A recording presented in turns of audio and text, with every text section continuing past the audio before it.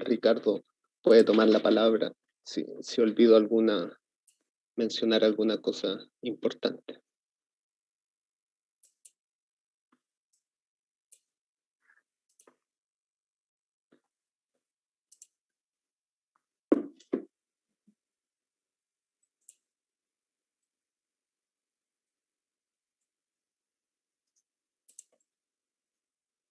¿Esperamos hasta las 18:10? Sí, me parece una cantidad razonable. Ya. Fantástico.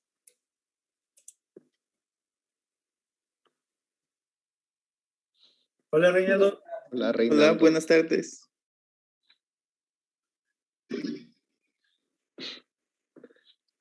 Sí.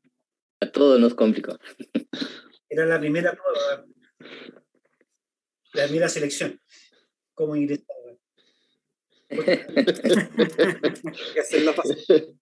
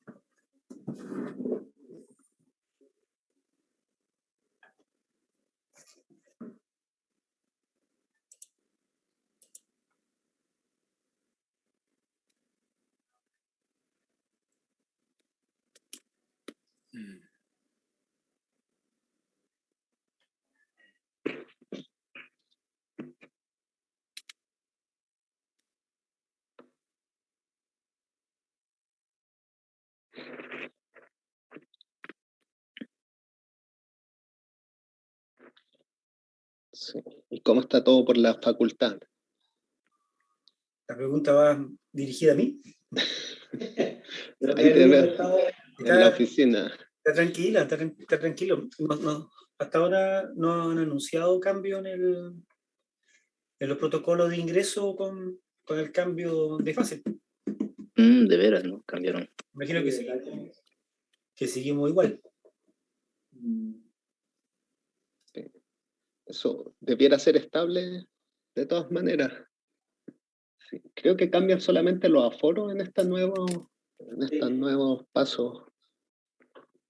Sí, los aforos cambian, pero no sé cómo se aplica esos cambios de aforo en instituciones como esta. Si se mide por metro cuadrado, donde, no sé, pues un laboratorio tenía qué sé yo, 60 metros cuadrados y cabían tantos estudiantes, ahora quizás caben menos. Eso deberían cambiar los aforos por la cantidad de personas que pueden estar dentro de los metros cuadrados considerados. Sí, porque pasa que los metros cuadrados no sirve sacar metros cuadrados totales. Son metros cuadrados por espacio específico. Claro, correcto. O sea, creo yo que debería ser la forma correcta, porque de medirlo sí, pero hasta ahora no ha llegado nada.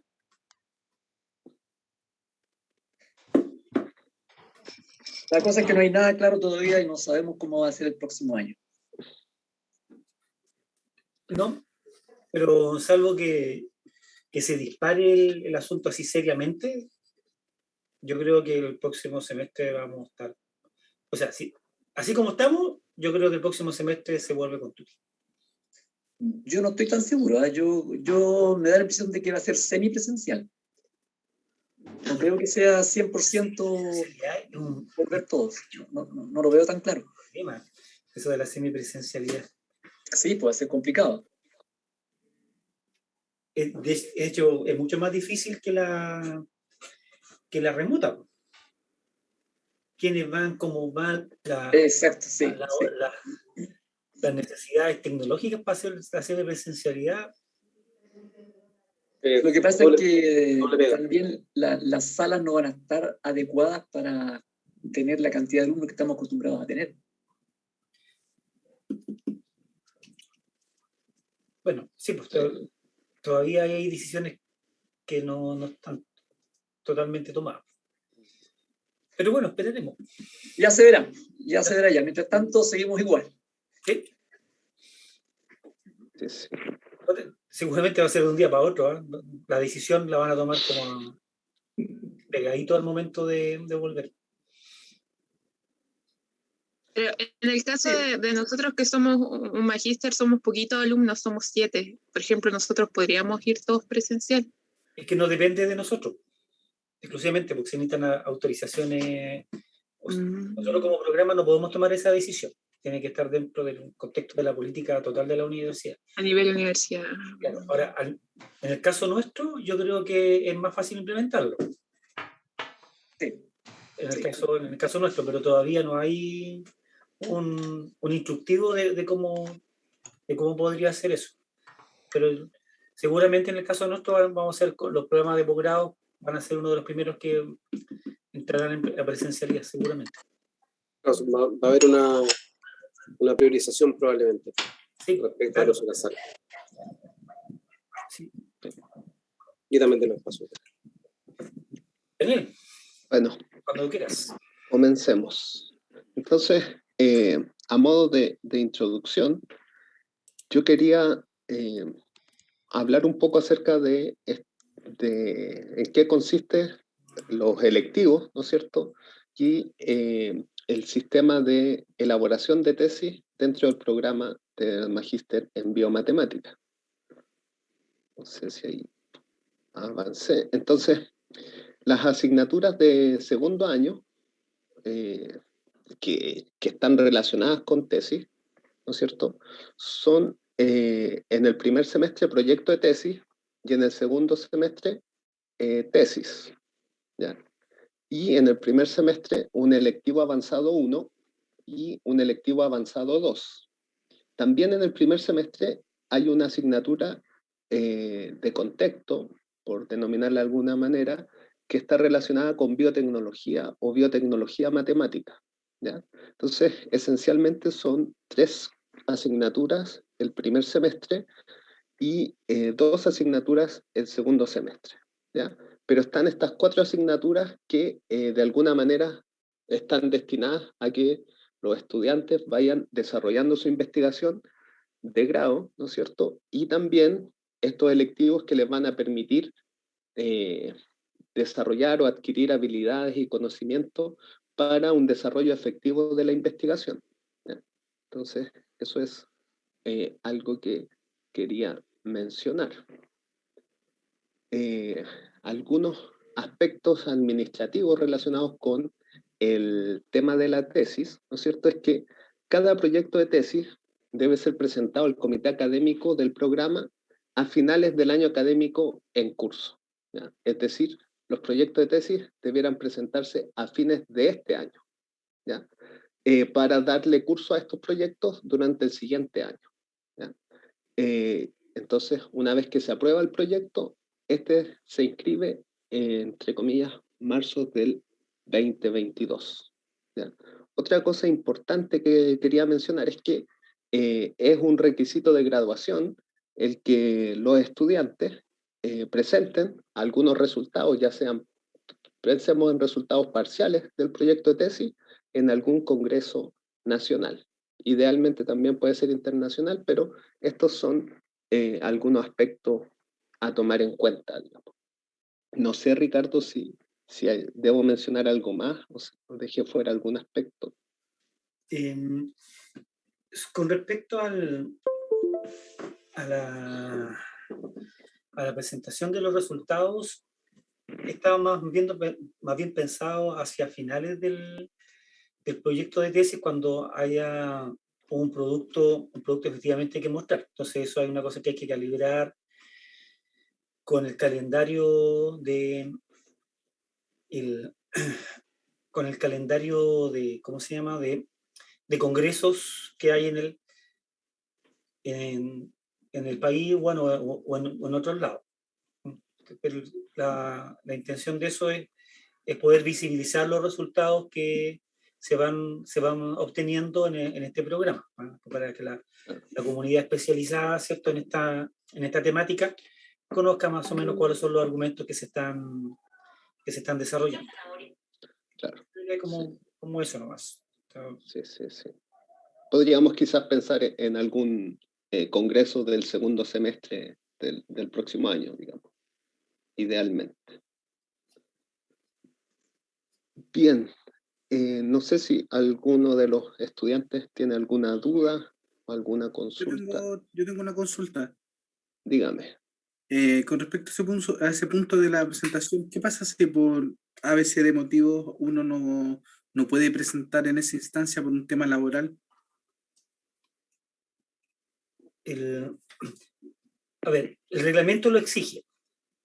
Ahora dice que puede ser conmutado ese requisito por la presentación de un artículo a una revista, que es una exigencia en realidad mayor que la de presentar en un congreso. Entonces, si que no se pudiera presentar en un congreso, habría que hacer eso. Ahora, no es una exigencia desde el punto de vista de la dedicación del tiempo tan grande, porque uno no tiene por qué estar todo el congreso, ¿cierto? Que puede durar varios días, sino puede ir específicamente a su momento, a su charla y invertir, no sé, un medio día en eso, dependiendo obviamente del lugar donde se realice. Ahora, como nosotros tenemos nuestro workshop todos los años, es una posibilidad hacerlo ahí. No es la única, quizás tampoco la más deseable, porque sería bueno que los estudiantes también conozcan otras instituciones, otras realidades, pero siempre está como disponible nuestro workshop anual que se hace en los eneros de cada año.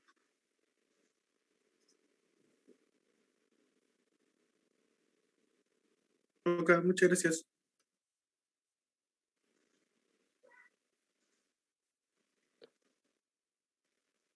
Bien. Entonces, si no hay más consultas, o las podemos dejar para el cierre de la actividad, entonces voy a dejar de compartir y les voy a dar la palabra a Marcelo.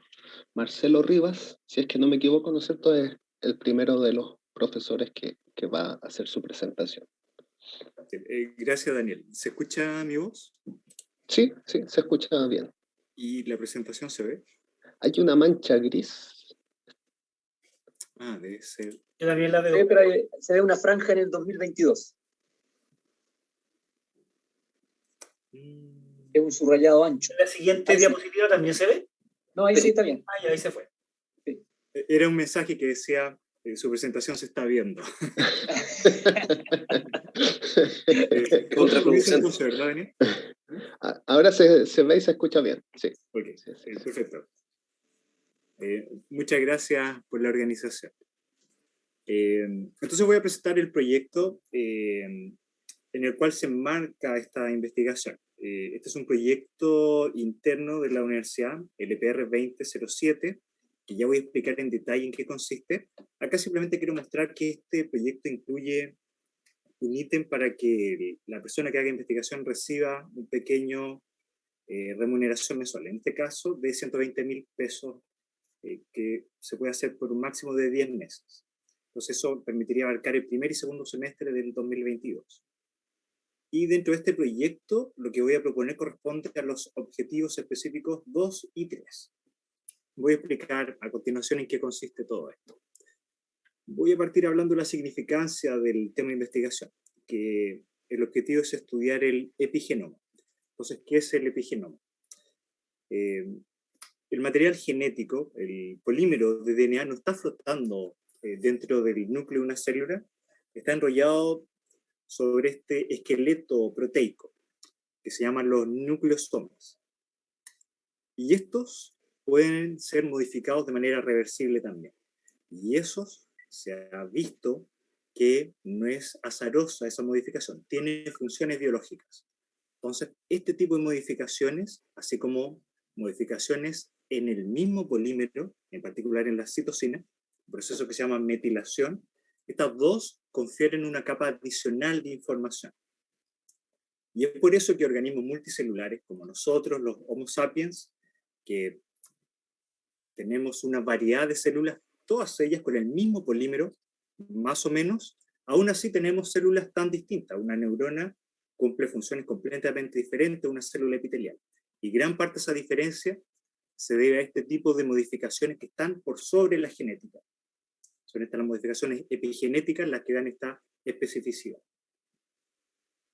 ¿En qué consisten? En el caso de la metilación de las citocinas se ha observado, por ejemplo, que algunos genes, cuando tienen las citocinas no metiladas, son activos, es decir, producen RNA mensajero. Otros elementos, por ejemplo, los transposones, cuando tienen ese tipo de modificación, sus citocinas están metiladas, están silenciados. Entonces, de alguna manera, esta modificación permite apagar o encender la expresión de los genes. Esto es interesante. Por ejemplo, se ha observado que los huevos y los espermios, el nivel de metilación es alrededor de un 50 a un 75% de todo el genoma. Sin embargo, cuando se unen para dar origen al cigoto, la nueva célula, el nuevo ser, esta información se borra, se pierde. Es como resetear el disco duro y alcanza su mínimo en una etapa de desarrollo del embrión, que es el blastociclo. Y luego, este disco duro que está en blanco comienza a ser reescrito. Es como si el nuevo ser ahora comenzase su nuevo programa, comenzase a grabar la información y este nivel de metilación aumenta hasta llegar al tejido somático, salvo en unas células específicas que son las que permiten a su vez crear nuevos huevos y espermios. Y ahí el ciclo se repite.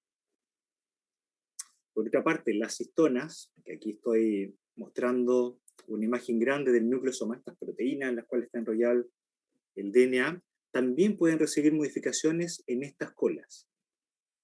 Y estas, si uno hace un análisis, por ejemplo acá esta es una región genómica, en donde hay varios genes, este es el último track que está acá, se puede ver que algunos tipos de estas modificaciones son específicas, solo están adheridas a una parte del genoma, pero están ausentes en otras. Y distintas modificaciones tienen efectos opuestos. Algunas permiten que los genes que están en esa región estén activos, y cuando están ausentes, y en su lugar hay otras modificaciones, esos genes están inactivos. Hay varios mecanismos como esto se logra. Uno de los mejor entendidos es la compactación de los cromosomas. Por ejemplo, acá se ve dos regiones del genoma. Acá las líneas representan el polímero de material genético. Acá están estas proteínas, los nucleosomas, y dependiendo de las modificaciones que se pueden hacer en estas colas, estos nucleosomas se atraen o se repelen entre sí. Cuando se atraen, comprimen el material genético, haciendo que no esté disponible para la maquinaria transcripcional. Y esto en efecto hace que esté silenciada esa parte del cromosoma. Solo aquellas regiones del cromosoma que están abiertas, y esto se logra con modificaciones que hacen que se repelan los nucleosomas, esas están abiertas para la maquinaria transcripcional. Este es un mecanismo, hay varios otros. ¿Por qué esto es relevante? Lo que estoy mostrando acá son dos ratones, uno que es mucho más viejo que el otro, sin embargo estos dos ratones son gemelos. La única diferencia entre ellos es que el ratón de la derecha fue sometido a un tratamiento en el cual se indujeron cambios aleatorios en el epigenoma. El genoma es el mismo en ambos ratones. La única diferencia en el de la derecha es que su información epigenética se perdió. Esto lo podemos ver incluso en nosotros, los seres humanos. A medida que vamos avanzando en nos volvemos más viejos, nuestra información epigenética también se pierde. Por ejemplo, cabello deja de salir en la cabeza y sale en los oídos. Es como si las células perdiesen la memoria, como si olvidasen qué es lo que deben ser.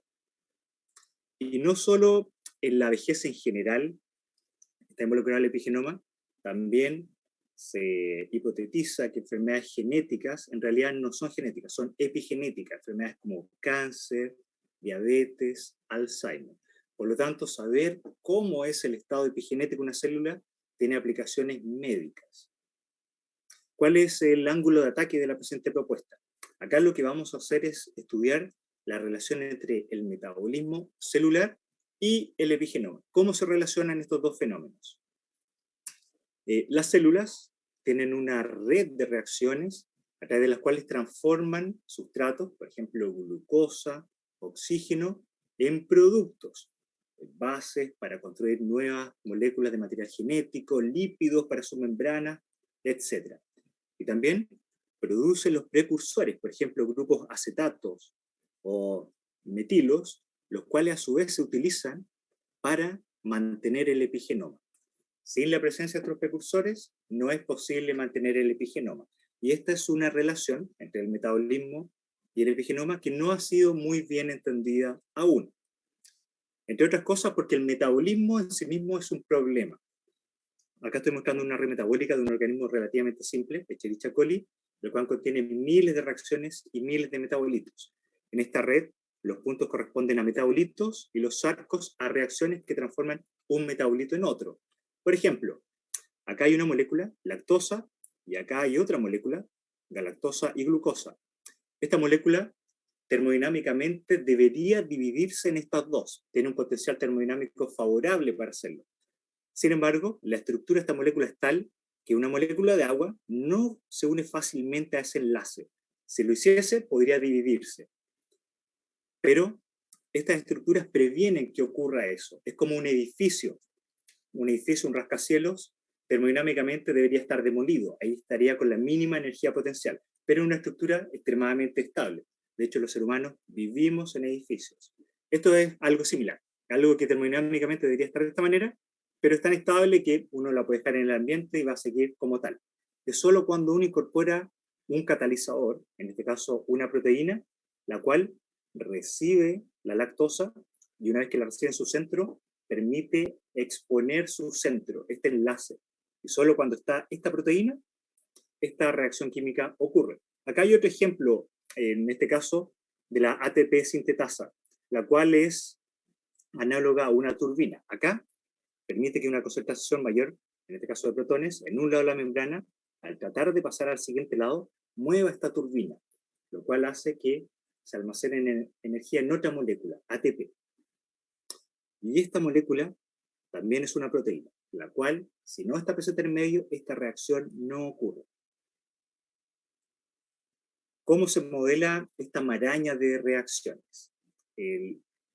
Lo mejor que tenemos hasta ahora son los llamados modelos en base a restricciones, donde uno toma la red metabólica, hace un balance de masa, asume que el metabolismo está en estado estacionario, por lo tanto lo que se produce de una molécula es igual a lo que se consume, y con eso uno obtiene un modelo lineal. Eso forma un politopo, en donde asumamos que estos tres son distintos flujos de distintas reacciones, y este cono que está acá corresponde a todos los posibles puntos que respetan estos balances de masa. Sin embargo, hay más de un punto que es compatible con este balance de masa. Entonces, lo que tradicionalmente se hace es asumir que hay una función biológica que lo podemos representar matemáticamente. Por ejemplo, que la célula maximiza la producción de biomasa. Aún así, eso reduce el espacio, pero no permite obtener una única solución. Lo que hicimos recientemente, esto fue publicado el año pasado, fue proponer otra manera de seleccionar una distribución de flujos que está basada en el principio en la máxima entropía.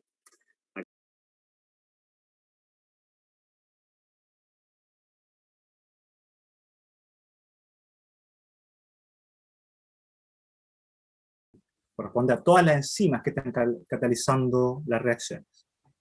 Entonces, si dividimos la enzima asignada a una reacción por la cantidad de enzimas totales, sería equivalente a asumir que esto es una caja en la cual estamos seleccionando una enzima al azar y la probabilidad de seleccionar una en particular está dado por esta expresión. ¿Esto de qué nos sirve? ¿Cómo lo podemos relacionar con los flujos metabólicos?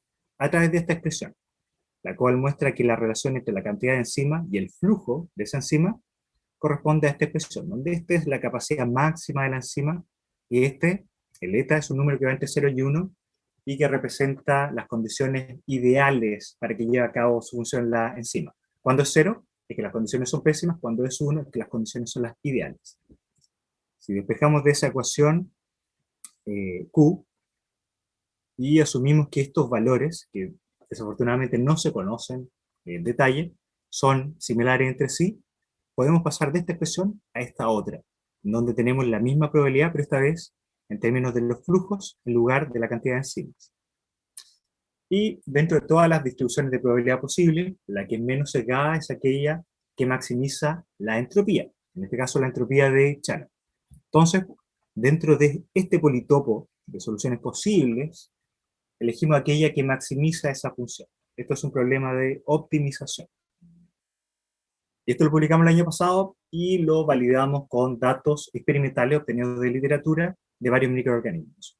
Lo que queremos hacer en esta nueva propuesta es tomar datos de librerías de expresión genética. En este caso, estos Q, tenemos un proxy, que sería la cantidad de RNA mensajeros. Estos se pueden obtener fácilmente a través de las nuevas técnicas de secuenciamiento masivo, como librerías de RNA-seq. Y ahora, esto, que antes habíamos asumido que era homogéneo, a este término, que lo vamos a llamar alfa, vamos a aplicar el principio de la máxima entropía.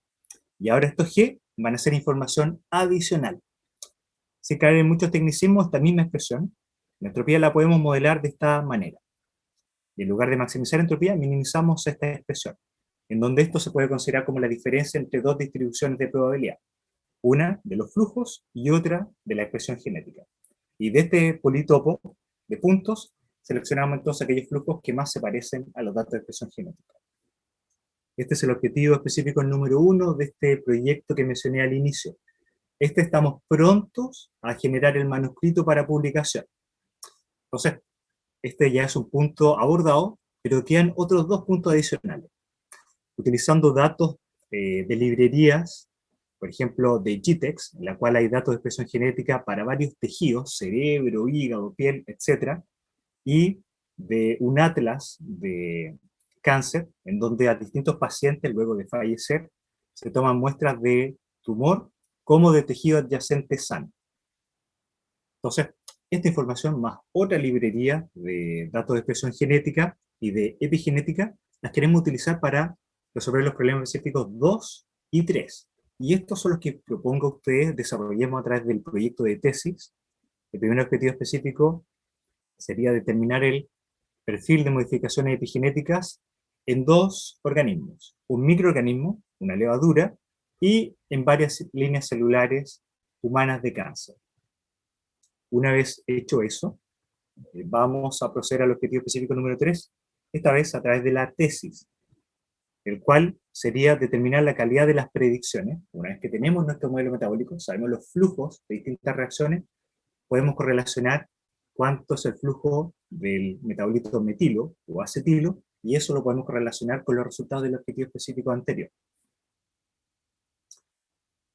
¿Cómo adquirirían ustedes los conocimientos para llevar a cabo estos objetivos específicos? A través de los electivos avanzados 1 y 2.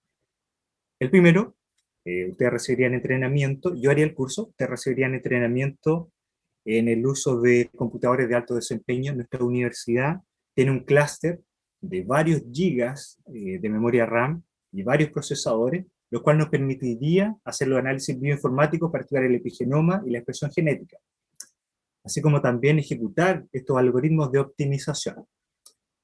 Eso también lo veríamos en el electivo avanzado 2, en donde además veríamos herramientas bioinformáticas para hacer todo este análisis. El primer electivo está más bien orientado a métodos para modelar el metabolismo, y el segundo en las herramientas bioinformáticas. Acá estoy dejando mi correo electrónico, por si les parece interesante, para que me puedan contactar, o revisar el sitio web del laboratorio para obtener más detalles. Espero que no me haya pasado en el tiempo. No, creo que no. Muchas gracias, Marcelo. Muy buena la presentación, muy interesante. Se ve. Bien. Siguiendo con la programación, tenemos ahora también al profesor Manuel Arenas, ¿no es cierto? Él es, Daniel, las preguntas las vamos a dejar para el final, para todos. Perdón.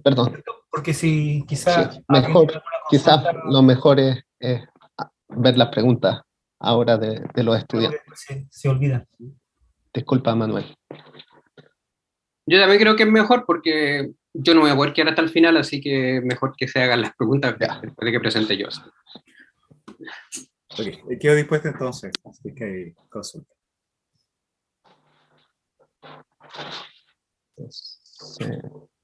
Rebeca Wilson Gonzalo, Luciano, Reinaldo.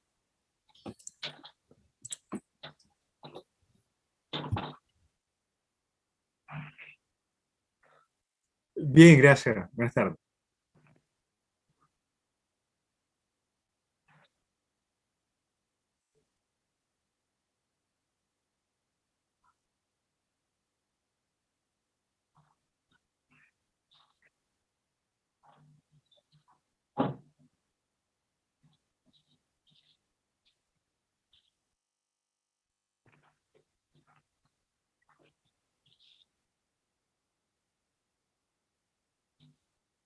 Ujú.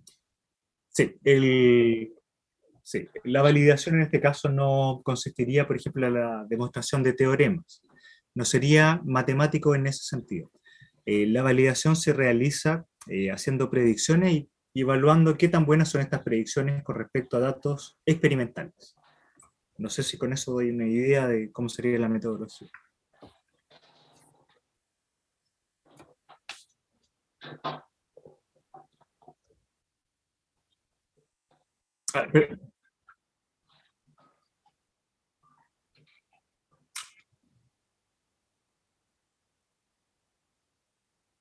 Sí, sí, a eso se refiere Reinaldo. La idea es desarrollar un algoritmo e implementarlo computacionalmente. Y en base a eso hacer predicciones de los flujos metabólicos y en base a eso, a su vez, estimar cuál es el epigenoma de una célula en particular. ¿Mm? Marcelo, una consulta, o sea, viendo un poco ahora con esa explicación que acabas de dar, esto sería más parecido a un trabajo como de Big Data. Sí, exacto. Sí, esto cae dentro del esquema de Big Data o análisis de datos. Acá la herramienta principal son la estadística y la programación.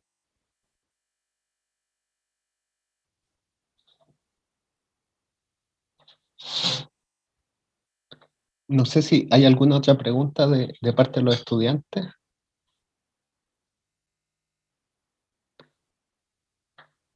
Bueno, agradecemos entonces una vez más a Marcelo y le cedo la palabra a Manuel. Ya. Gracias, Daniel. Voy a empezar a presentar. Quiero compartir mi pantalla. ¿Están viendo? Sí, sí, sí, se ve. Ya. Entonces aquí están mis propuestas en plural de tesis, porque en realidad elaboré 3. ¿Ya? ¿Por qué? Porque en realidad da para bastante y hay que revisar los temas y ver cuál se adapta mejor a las ideas del magíster, de la idea del magíster, porque ustedes saben que yo soy un matemático bastante teórico, completamente teórico, entonces casi como que hay que ir haciendo una aplicación. Entonces la primera propuesta le puse álgebras de fenotipo, ¿ya? Entonces la descripción le puse, se trata de analizar distintos tipos de álgebras con realización genética, álgebras gaméticicas, cigóticas, Bernstein, Crane, etc. Definir álgebras de fenotipo y estudiar cómo aquellas modelan problemas genéticos. ¿Okay? Entonces a los electivos le puse álgebras con realización genética, y el otro le puse modelamiento algebraico de herencia genética, porque en el fondo es como ya donde uno iría a meter las manos en algo específico, un problema genético específico, para poder modelarlo usando las álgebras de fenotipo. ¿Ya? Para explicar un poco lo de las álgebras con realización genética, aunque ya expliqué en el seminario de MathBio, que fue el que se abrió este semestre, y ustedes deberían haber asistido. Entonces tenemos una población de individuos que tiene una característica C, y esa característica puede tomar n formas distintas, C1 hasta Cn. ¿Ya? Y dado un individuo I, le asociamos un vector de probabilidad x1 hasta xn, donde xk es la probabilidad que el individuo I tenga la característica C sub k. Eso es la manera de funcionar con estas cosas, en este modelamiento.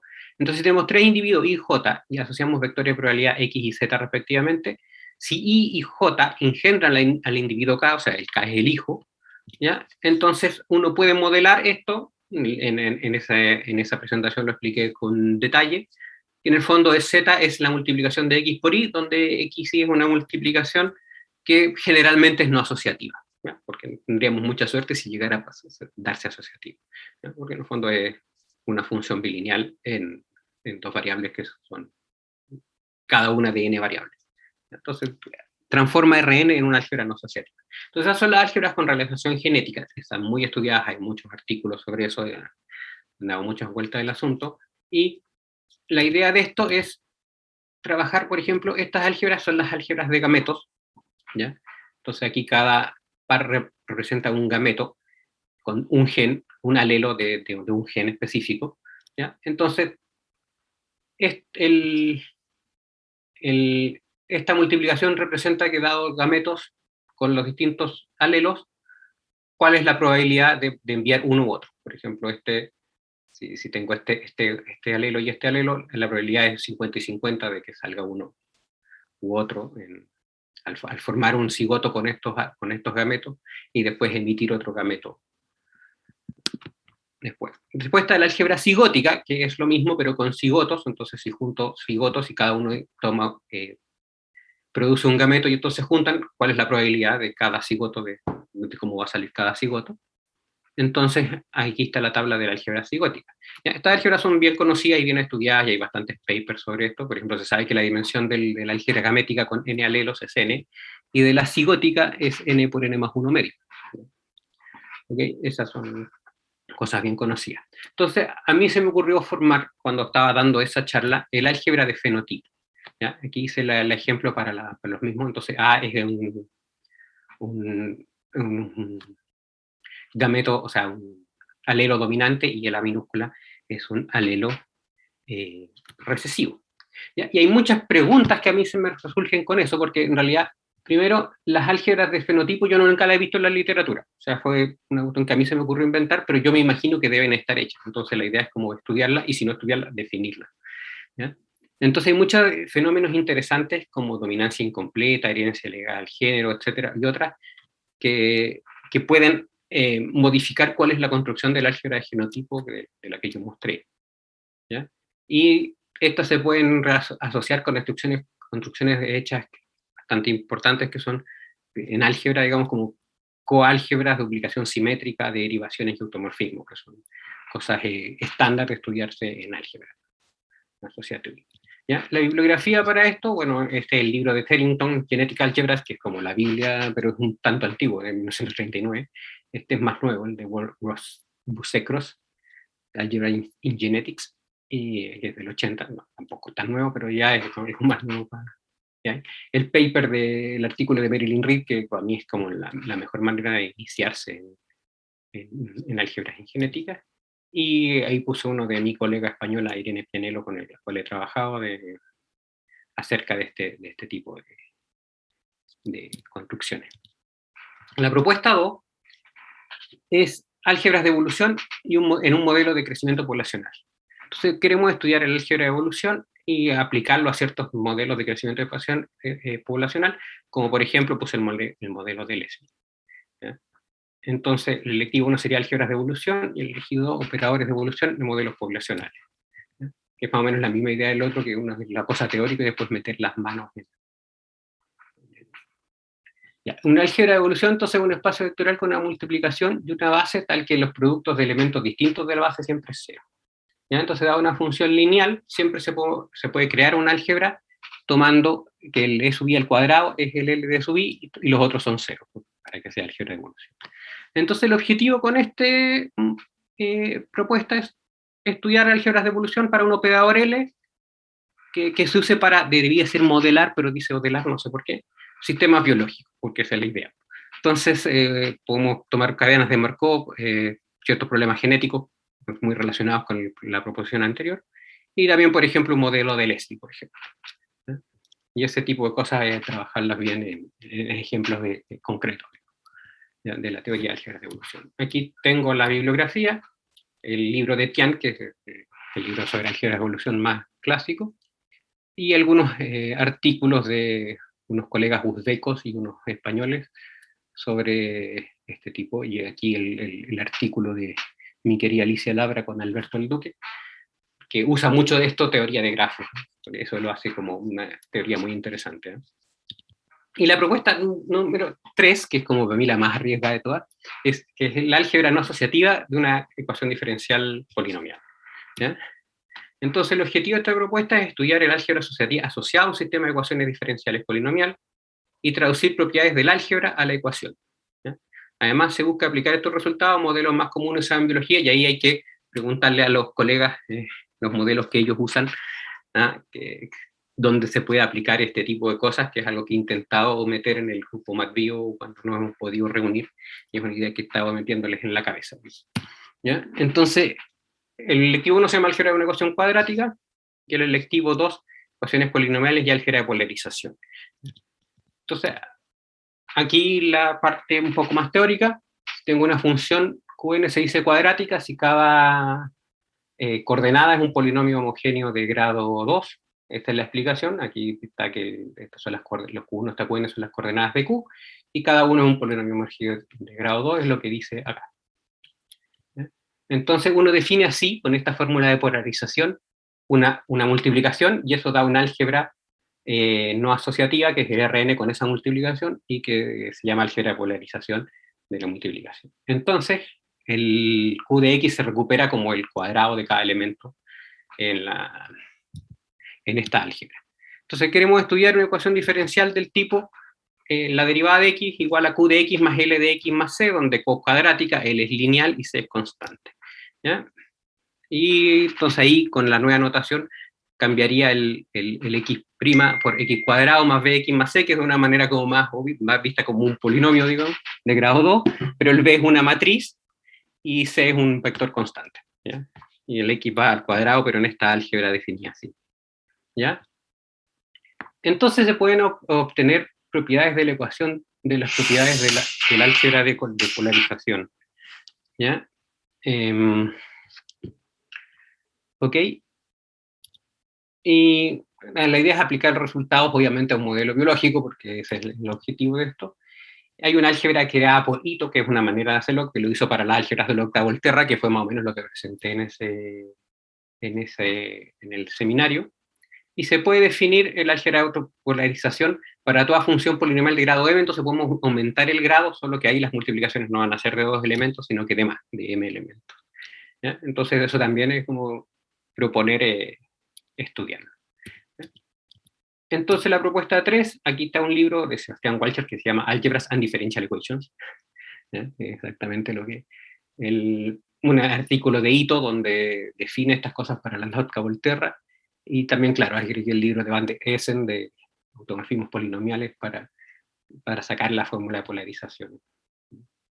Y aquí hay 2 artículos más, uno de Marcus, que también asocia ecuaciones cuadráticas a álgebras no asociativas, y un de Umirbaev, que es con el que estoy más afinado, estoy más afín yo, porque es algo en lo que he trabajado yo, muy parecido a lo que trabaja él.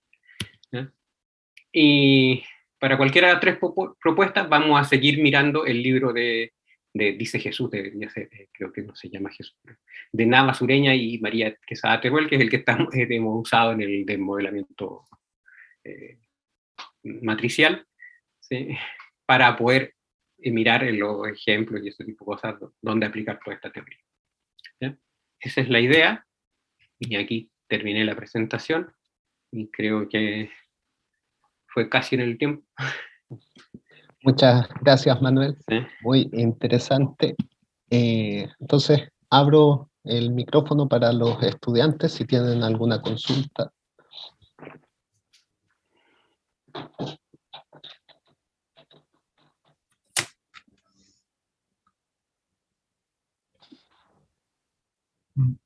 Mientras se animan los estudiantes, no sé si me distraje en algún momento o no mencionaste los selectivos para las...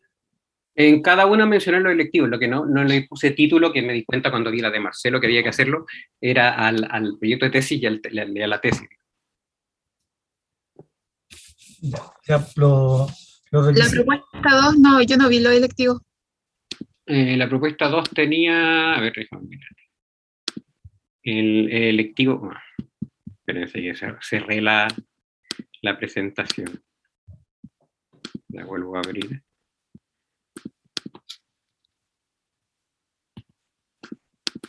La tengo que volver a encontrar porque la tengo dentro de una carpeta, dentro de una carpeta, dentro de una carpeta. Claro, las electivos en la 2 se llamaban...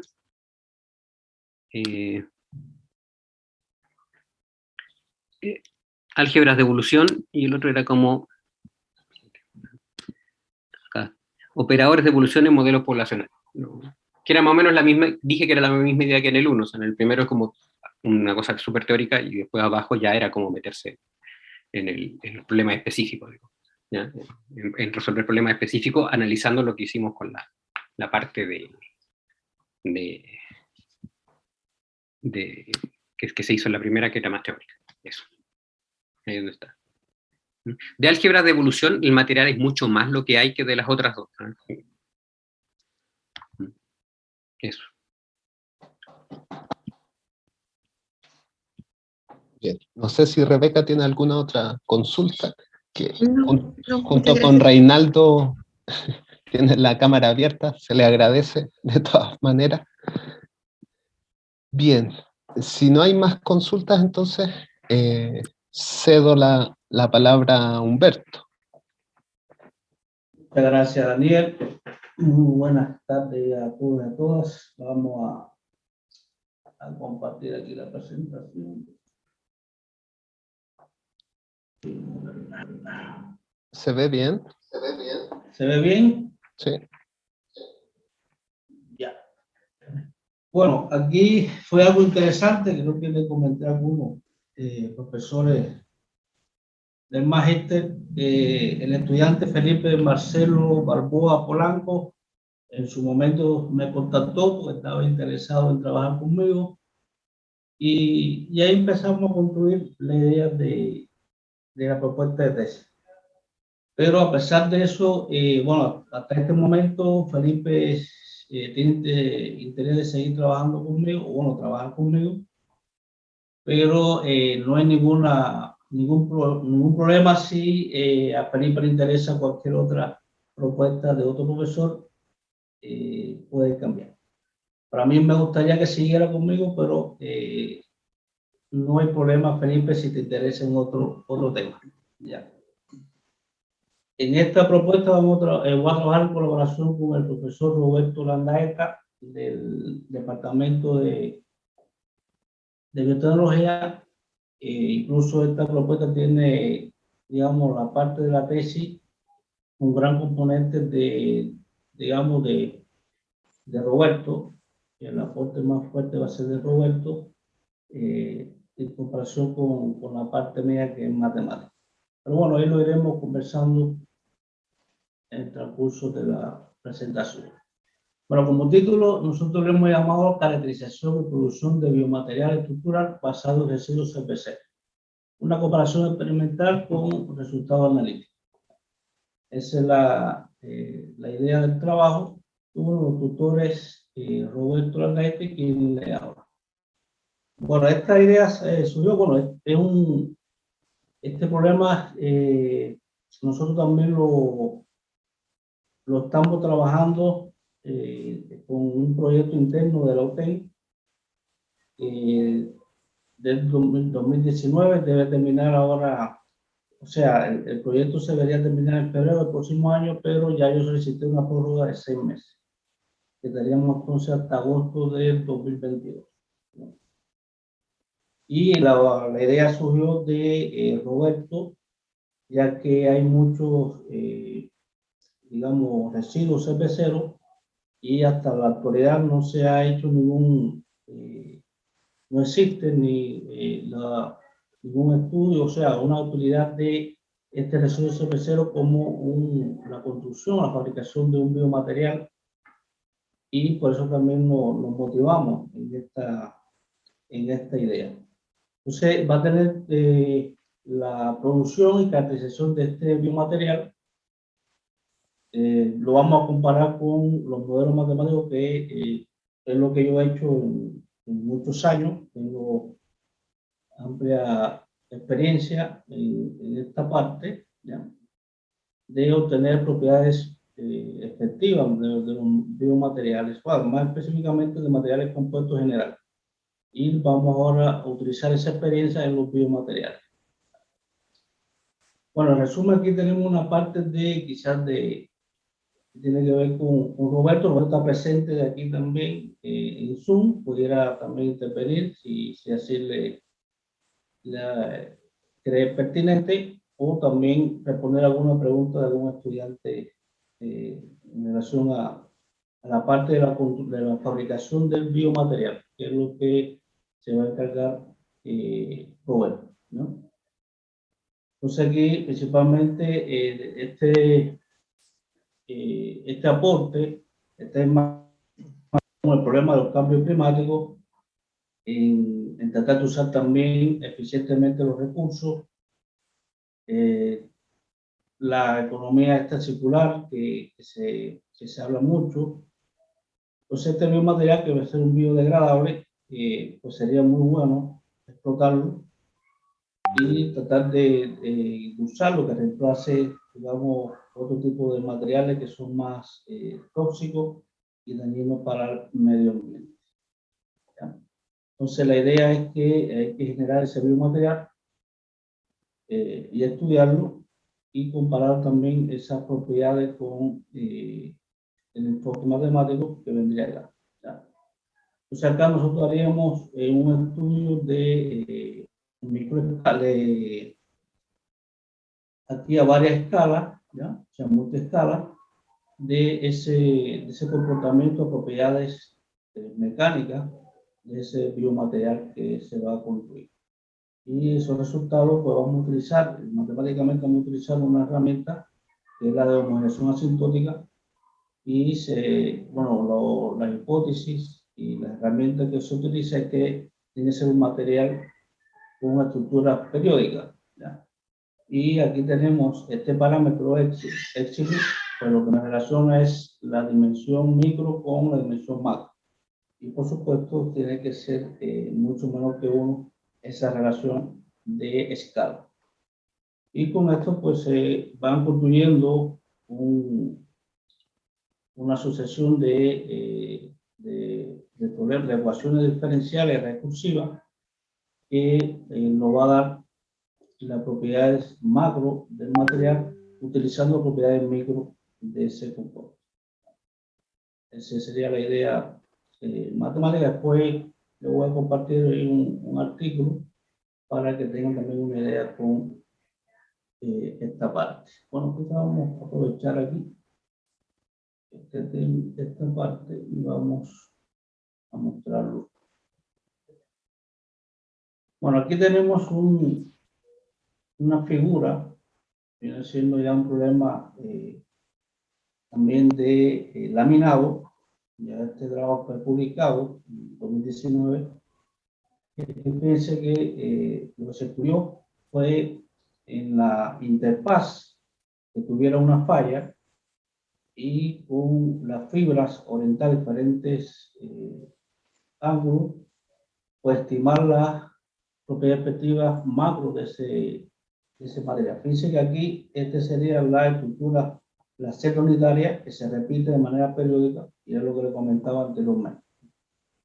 Ese es, digamos, sí.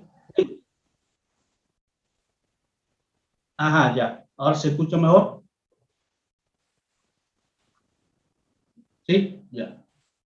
Gracias ahí, Reinaldo. Bueno, acá tenemos el problema geométrico, y ya a partir de ecuaciones diferenciales lo que se hace es, más bien es hacer un desarrollo asintótico del desplazamiento y de las tensiones, y con la ley de Hooke, que es para la mecánica elástica, los medios continuos elásticos. Aquí tendríamos, estas son las componentes del tensor, ¿no?, que nos van a dar las propiedades del material compuesto. Entonces esto es la parte matemática. A grandes rasgos está bastante desarrollado, hay mucho, como decía, mucha experiencia en este tema, ¿ya?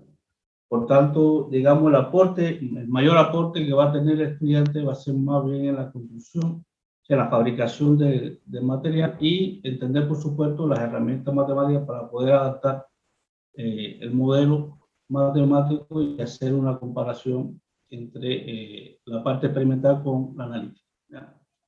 ¿Qué se espera obtener de resultados con este estudio? Bueno, primero construir el biomaterial compuesto, luego hay que caracterizarlo, obtener un modelo matemático que responda, o sea, que pueda modelar y obtener propiedades efectivas de ese material compuesto, y finalmente evaluar el efecto de los cambios de las condiciones del proceso de elaboración con las características mecánicas de ese biomaterial compuesto. ¿Ya? Serían los resultados esperados. Aquí tenemos esta tabla del plan de trabajo en la asignatura del proyecto de tesis, como presentaba Daniel al principio de la actividad, pues va a estar dedicado a la fabricación de este biomaterial, y sería el primer semestre del próximo año, y luego en el segundo semestre pues aplicar el modelo matemático para determinar las propiedades mecánicas de ese biomaterial y evaluar las propiedades de ese biomaterial respecto a este modelo, o sea, comparar ambos enfoques. Ese sería el plan de trabajo. Y los electivos, el primer electivo va a estar enfocado a la fabricación, al proceso de fabricación de este biomaterial, y el segundo electivo pues sería la herramienta matemática, que sería el método de homologación asintótica, y el electivo 1 sería impartido por Roberto, que decía que es el profesor que va a estar encargado de la fabricación del biomaterial, y ya el electivo 2 pues yo me encargaría del modelo matemático. Eso sería digamos, a grandes rasgos, y le doy las gracias por su atención, y cualquier pregunta, pues, bueno, aquí está también al principio de la presentación los dos correos, el mío y el de Roberto Landaeta, para que me puedan escribir si quieren, digamos, un poco más de detalle y entender un poco la propuesta más en específico. Ok, muchas gracias, Humberto.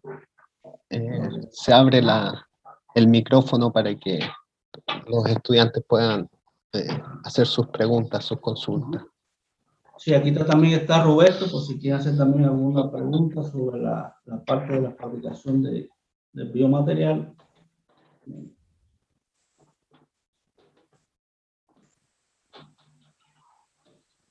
Buenas tardes.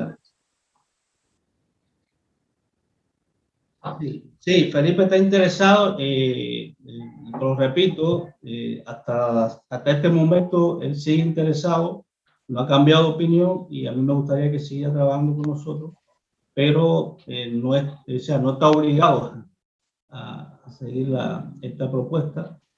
Si le interesa otra propuesta, pues se puede cambiar sin ningún problema.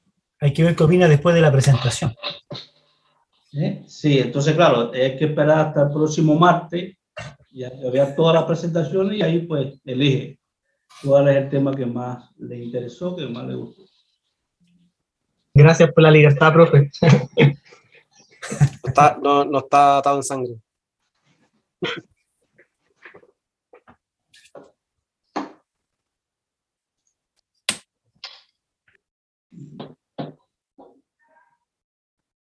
Bien.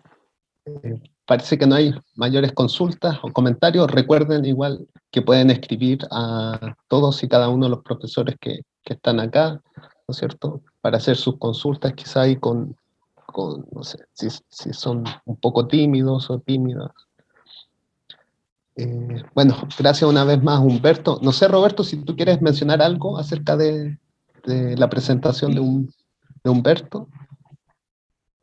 Sí, más que nada, o sea, complementar lo que ya se dijo. Es un área obviamente nueva, en la cual queremos unir una parte que es más de aplicación directamente de un área de la biotecnología, que en realidad también es un área más de bioeconomía, que está relacionado con los materiales nuevos, está relacionado con lo que se conoce como biorefinería. Y estaremos básicamente ocupando hartas cosas que están dentro de la UTEM, de esta forma, a nivel de laboratorio, pero también hace poquito me informaron de que estos biomateriales, creo que hay alguien que también se está desarrollando acá en Santiago, así que es posible que se pueda comparar con algo más semicomercial. ¿Ya? Pero el hecho de que uno pueda hacer una relación con un modelamiento matemático de la estructura misma es bastante interesante. Profesor, Hola, Luciano. disculpe, hola, soy Luciano, ¿qué tal? Hola, Luciano. Me parece muy interesante el trabajo, felicidades, y quisiera preguntar exactamente eso, el trabajo en laboratorio. Sería dentro del UTEM y con el uso de bioreactor.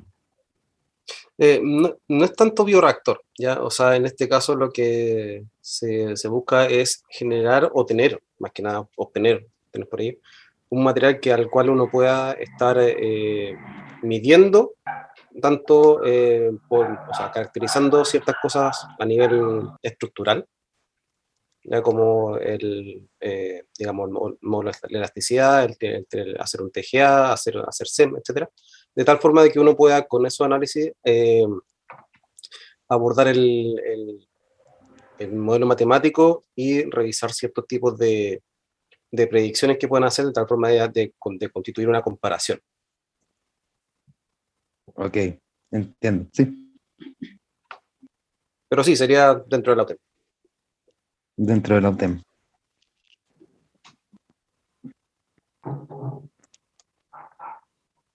Perdona, ¿puedo interrumpir? Aquí viene la pregunta de que si es dentro de la UTEM o no es dentro de la UTEM. ¿Es por problemas de trabajo?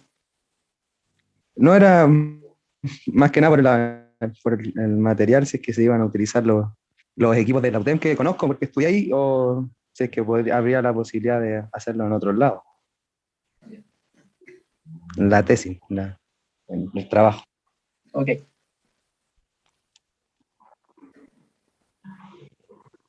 Mira, no se me había ocurrido, pero podría ser eventualmente. Ahora, considero por lo menos que la UTEM, por lo menos a nivel de equipamiento experimental, está bastante bien equipada, como para esta área. Además de que ahora se está instalando en el PIDE un microscopio SEM. Sí, la UTEM, yo igual sé que está súper bien, de hecho, mejor de donde yo estaba haciendo mi trabajo de tesis, lo es, el mejor equipamiento. Me sorprendió. ¿No le tiene fe a la UTEM? Daniel, si me permite agregar un dato que es bien importante, que como el proyecto ya pedimos la prórroga hasta agosto, para que los estudiantes sepan que hay dinero también para apoyar esta investigación, ¿ya? Este trabajo, por parte del proyecto interno que nos ganamos. Sí. Ese es un dato muy importante de todas maneras. Bueno, muchas gracias, Humberto. Gracias. Muchas gracias, Roberto. Gracias a Luciano y a Felipe por sus preguntas y comentarios. Y para ir cerrando esta actividad, voy a presentar una propuesta. No sé si estoy compartiendo la pantalla. ¿Sí? ¿Se ve bien? ¿Se ve bien? Ya, Sí, se ve bien. genial. Esta es una propuesta que surge a partir de trabajos que hemos venido desarrollando con Gustavo Osandón, del Departamento de Matemática de la UTEM y también profesor del Magíster. Entonces, bueno, el título del proyecto de la propuesta es Estudio de modelos de predador-presa con retardo y compartimentos. Y esencialmente es un problema que está relacionado con modelos de dinámicas de poblaciones que involucren un retardo, ¿ya? Y en general estoy pensando en ecuaciones diferenciales que tienen retardo involucrado, ¿ya? O que dependen de un estado evaluado a algunos instantes, no en el presente, como las ecuaciones diferenciales ordinarias, sino que en algún instante del pasado, dependen de su historia, ¿ya? Y este tipo de modelos resulta natural considerarlo en modelos de poblaciones, porque dentro de los procesos biológicos, ¿ya?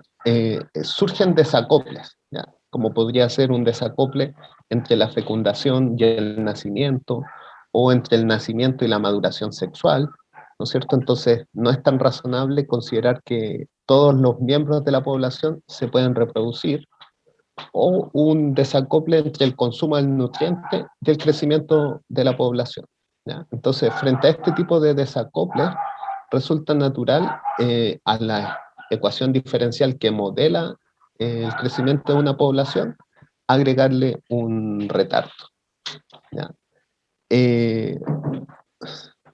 Otro tema de interés, digamos, porque dentro de la ecuación diferenciales con retardo que modelan poblaciones, como el modelo más conocido se denomina el modelo de Nicholson. Ese modelo, que fue presentado hace varios años ya, ha sido extendido para a distintos casos, ¿ya? Y uno de los casos que yo considero más notable o de mayor interés es un caso que se produjo en el año 2011, donde se introdujo al modelo, por así decir, de Nicholson, compartimentos, ¿ya? Que de una u otra manera están graficados en esta figura que está aquí. Entonces, podemos considerar que la población total, ¿no es cierto?, está separada por distintas poblaciones, ¿ya? Aquí la representación no es muy compleja, pero uno podría pensar de que existe ya sea una red o un grafo asociado a los compartimentos donde evoluciona la población, ¿ya? Regiones podríamos pensar, o distintas formas de dividir geográficamente a la población, pero que en la suma, ¿no es cierto?, la evolución en cada uno de estos parches o en cada uno de estos compartimentos da un comportamiento global de la población, ¿ya? Aquí, como son en general los modelos tipo Nicholson, son o modelos poblacionales en general, estamos trabajando a una escala extracelular, digamos. Bueno, y desde el año 2011, estos tipos de modelos denominados de tipo Nicholson han ido siendo cada vez más de mayor interés por los investigadores. Ya. Entonces, lo que se nos ocurrió con Gustavo era, bueno, ya que están estos modelos tipo Nicholson con compartimento, ¿por qué no también imaginar que hay un predador y una presa que están desarrollándose o que están interactuando, ¿no es cierto?, en compartimentos, ¿no es cierto? Entonces, eso llevaría a la necesidad de elaborar un modelo ecológico que integre, por así decirlo, sistemas tipo Nicholson con modelos de predador-presa, ¿ya? Y una vez que él o la estudiante se entusiasme con esta idea, debe elaborar este modelo para luego estudiar la dinámica de este sistema de ecuaciones que, como les menciono, va a tener compartimentos y va a tener retardos también. Bien, los electivos, ¿ya? El electivo avanzado 1 se denomina Introducción a las ecuaciones diferenciales con retardo, con aplicaciones a la biomatemática, ¿ya? El profesor encargado de la asignatura es el profesor Gustavo Sandón, y la idea fundamental es seguir el libro de Hal Smith, que le da nombre, de hecho, al electivo, ¿ya? El electivo avanzado 2 tiene que ver con sistemas dinámicos, ¿no es cierto?, introducción a los sistemas dinámicos y persistencia de la población, ¿ya? Ese curso lo impartiría yo y también está directamente asociado con un texto, en este caso escrito por Hal Smith y Horst Diem, ¿ya? Ambos libros relativamente recientes.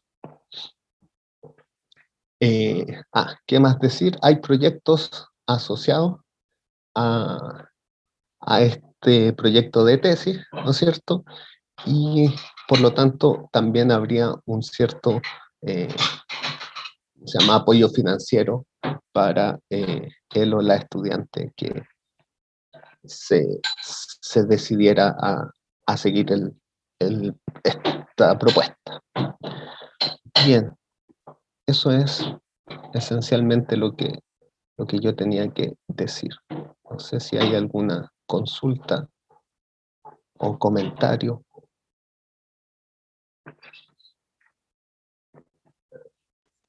Sí, Daniel. ¿Sí?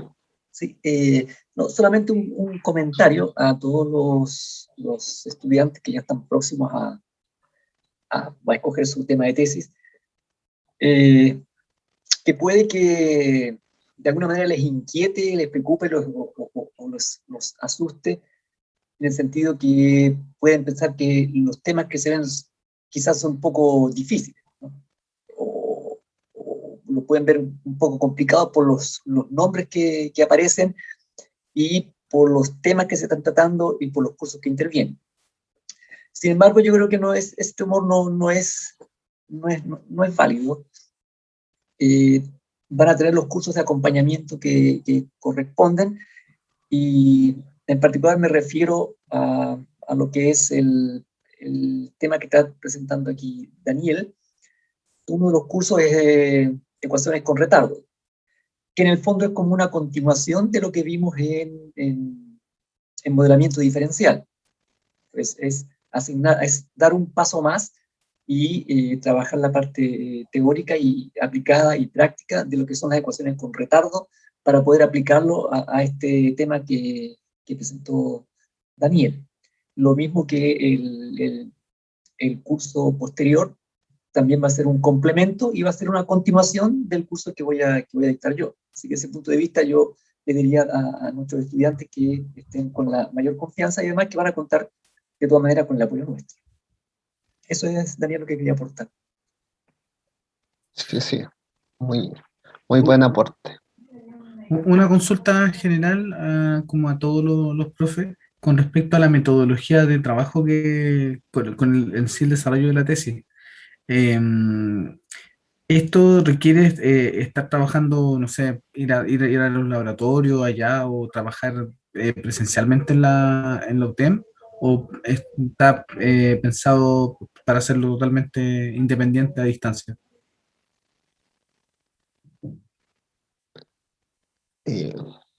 Bueno, yo voy a contestar un poco por mi proyecto y ahí luego vamos comentando. O sea, la modalidad que se produjo a partir de la pandemia nos dice que ahora es cada día más fácil trabajar ni siquiera viviendo en el mismo país, digamos, o en la misma región o en la misma ciudad. Pero es súper importante que como tesistas dediquen una importante cantidad de tiempo a su trabajo de investigación, digamos. Eso va a tener que ser así, sí o sí. En general, a mí me gusta trabajar con una modalidad de acompañamiento de reuniones semanales en particular. Es como sagrado desde mi punto de vista. Sí, pero yo lo pregunto porque, bueno, al menos en mi caso, y sé que también en algunos otros compañeros, tenemos jornadas de trabajo que son más o menos limitantes. Por ejemplo, en mi caso, no sé, yo tengo disponibilidad recién después de las 5 de la tarde, todos los días, o 5 o 6 de la tarde, dependiendo del día, porque yo trabajo con un permiso especial para poder asistir a las horas del magíster. Entonces, en verdad, es como después de las 6 de la tarde la disponibilidad que tengo. Por eso lo pregunto. Salvo excepciones, por ejemplo, si tuviera que ir al Congreso, puedo gestionar un día administrativo o algo así, pero no sería como algo dentro de mi normalidad.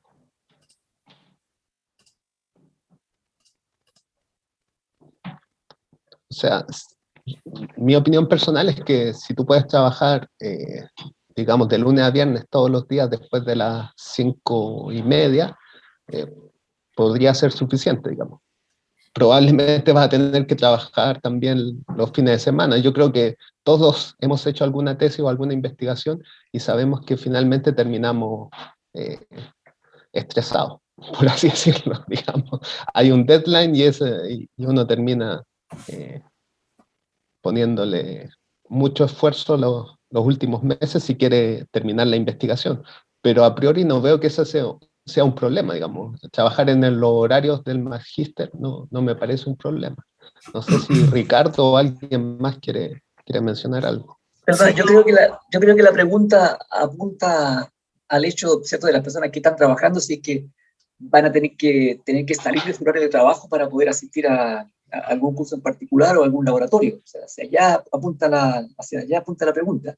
En el caso de los cursos que son teóricos, ahí no habría problema, ¿cierto? Pero también entiendo que si es que tuvieran que ir, por ejemplo, a un laboratorio, ¿qué va a pasar en ese caso? Entonces, yo entiendo que hacia allá va apuntando la pregunta. Luego, ahí tendrían que responder los profesores que van a trabajar con laboratorios. Y bueno, y en general tendrían que responder también lo que es el concepto del magíster.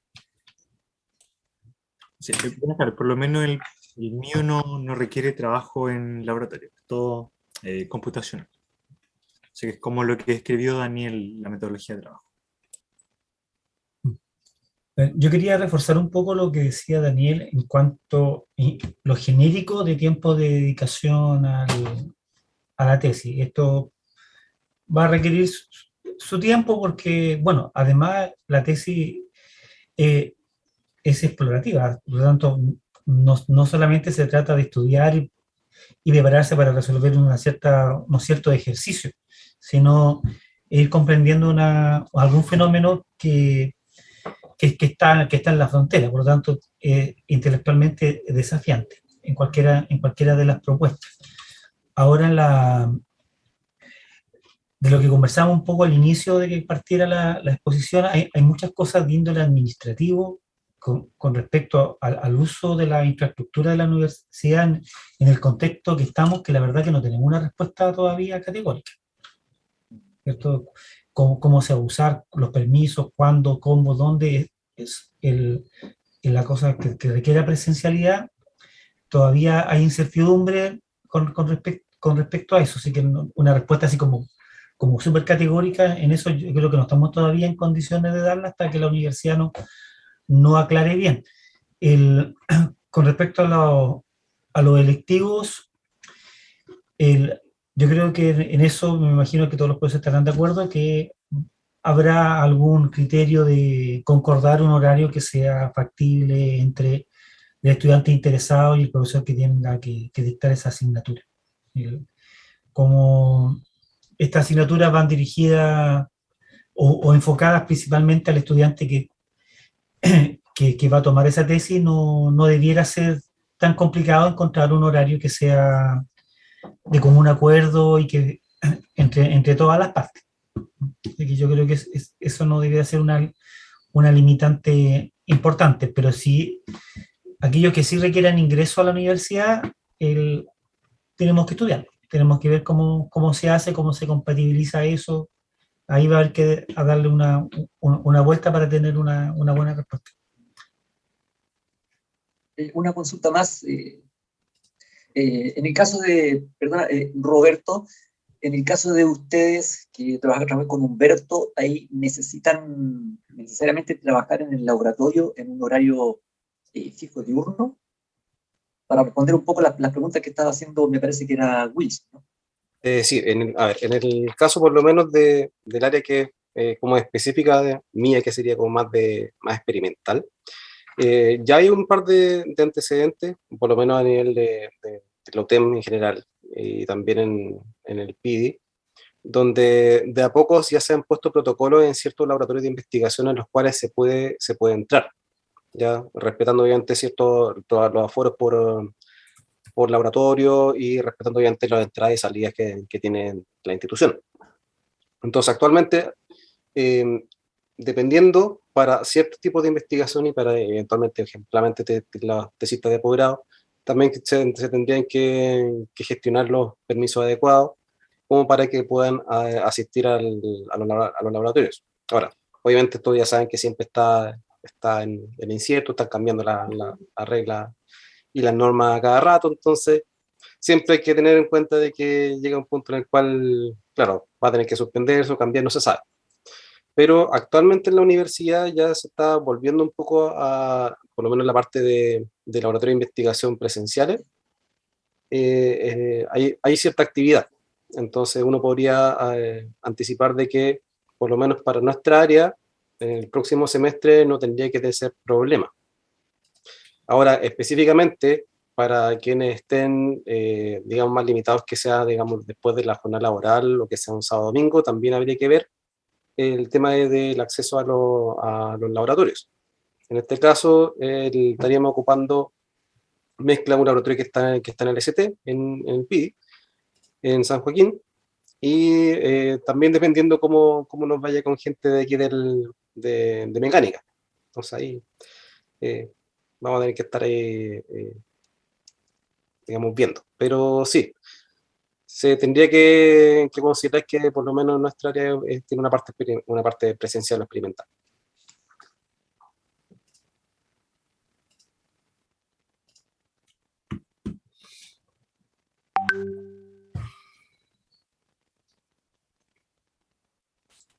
Ok, ¿alguna otra consulta, comentario?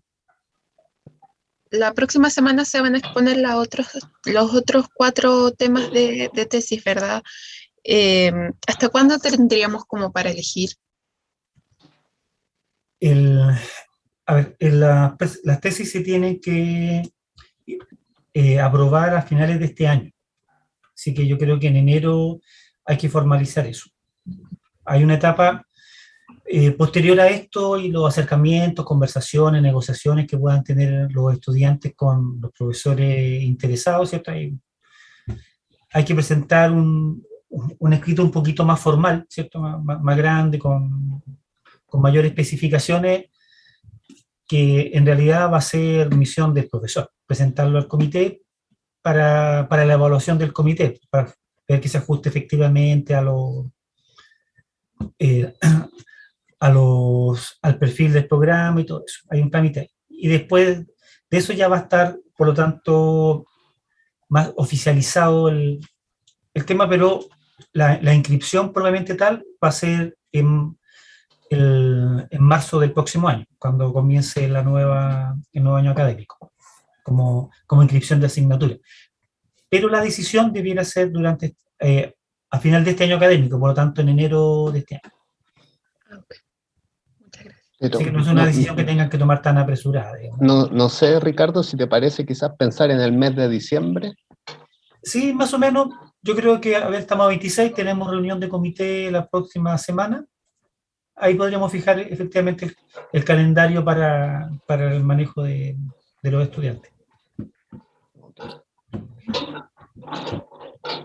Pero ya teniendo la próxima semana toda la información, ya pueden ir haciendo, de hecho ya pueden ir haciendo consulta ahora con lo que hay, ¿cierto? Con lo que se expuso ahora.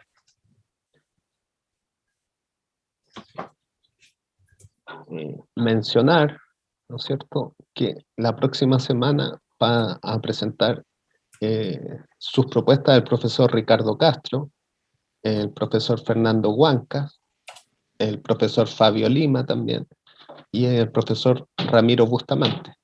Entonces, hay hartas propuestas, tómenlo con calma, eso en el fondo lo que quiero decir, vean todas las ofertas. Uh-huh.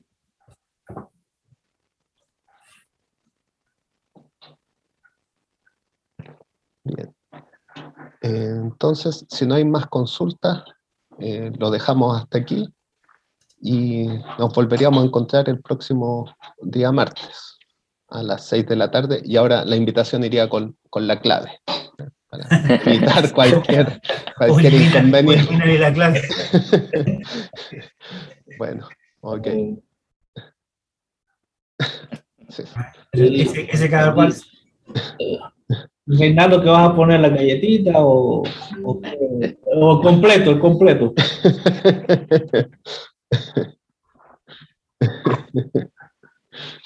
Ya pues, nos vemos entonces la próxima semana. Ya. Un fuerte abrazo. Nos vemos. Que estén muy bien. Gracias. Muchas gracias. Chao, chao. Chao, que estén bien. Chao. Chao.